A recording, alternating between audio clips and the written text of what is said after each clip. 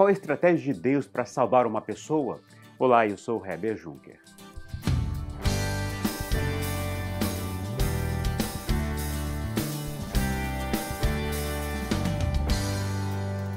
Você consegue ver a estratégia de Deus para chamar a atenção de uma pessoa?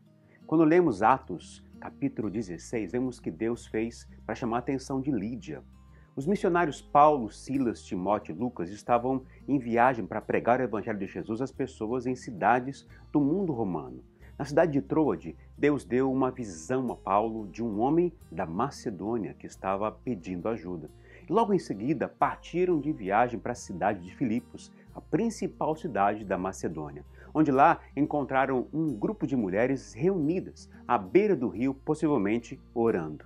E no momento em que Lídia ouvia a conversa das mulheres com os missionários, Deus abriu o coração de Lídia. Ela e toda a sua família se converteu a Jesus. E como resultado do que Deus fez nela e através dela em sua família, ela convenceu os missionários a se hospedarem em sua casa, casa esta que logo se tornou a sede da primeira igreja na Europa. Os versículos 16 e 18 dizem que certo dia, indo nós para um lugar de oração, encontramos uma escrava que tinha um espírito pelo qual predizia o futuro. Ela ganhava muito dinheiro para os seus senhores com adivinhações. Essa moça seguia a Paulo e a nós, gritando: "Esses homens são servos de Deus, do Deus Altíssimo, e eles anunciam o caminho da salvação." Ela continuou fazendo isso por muitos dias. Paulo logo discerniu que o demônio que a possuía estava interessado em destruir a fé que elas tinham em Deus. Por isso, repreendeu e expulsou o demônio que estava sobre ela.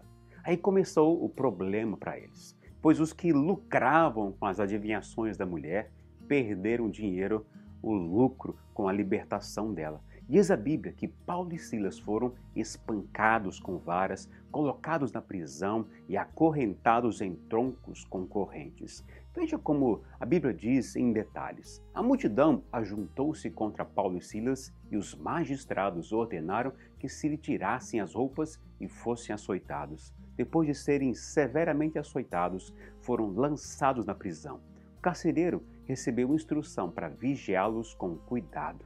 Tendo recebido tais ordens, eles o lançou no cárcere interior e lhes prendeu os pés no tronco. O Senhor me ensina aqui que mesmo que eu esteja realizando a sua missão, eu posso ser maltratado, acusado e até ser lançado numa prisão. Deus não quer um mal para os seus filhos. Deus não os colocou na prisão, mas Deus usa essas situações difíceis para que possamos alcançar alguém e salvá-las da morte eterna. Pense nisso antes de reclamar dos seus problemas. Bom, o Senhor também me ensina que a forma que eles reagiram valeu a pena para salvar mais pessoas. Diz a Bíblia que eles oravam e cantavam. Por volta da meia-noite, Paulo e Silas estavam orando e cantando hinos a Deus.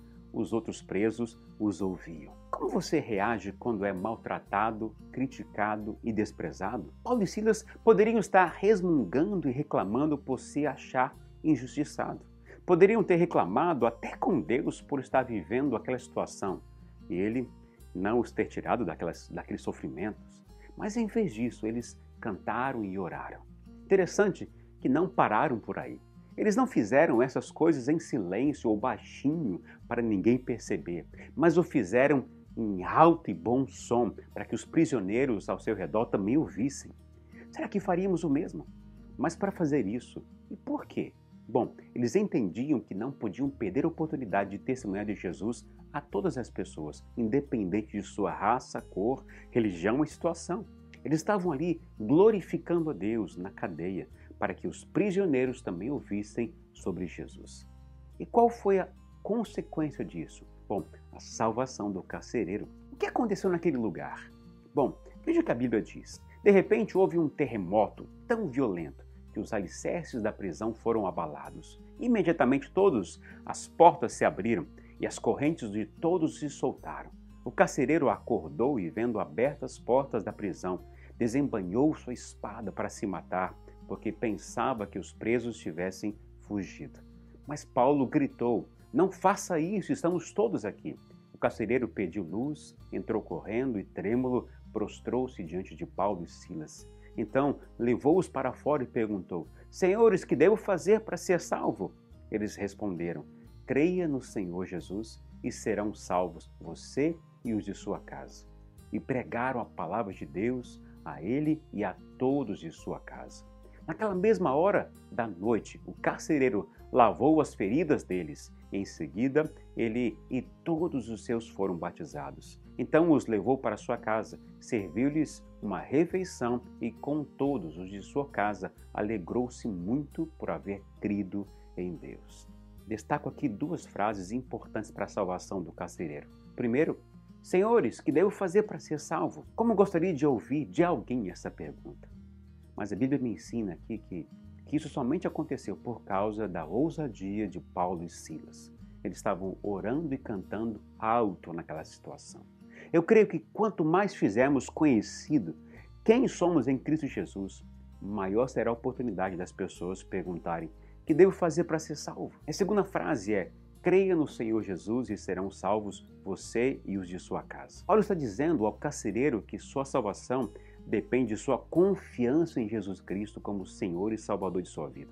Não creia que Paulo queria que ele simplesmente dissesse com sua boca que crê em Jesus, como fazemos nos cultos da igreja. Digo isso porque Paulo continuou pregando para os familiares do carcereiro. Ou seja, ele continuou falando, ensinando da palavra do Senhor à família do carcereiro. E todos de sua casa foram batizados. O batismo não é somente uma confirmação de sua fé em Jesus, mas um compromisso de viver uma vida nova baseado na fé em Jesus Cristo como Senhor e Salvador. Por isso, da importância de crer em Jesus Cristo. Agora eu pergunto a você, que estratégia Deus tem usado para chamar a sua atenção, para usar você para salvar outras pessoas?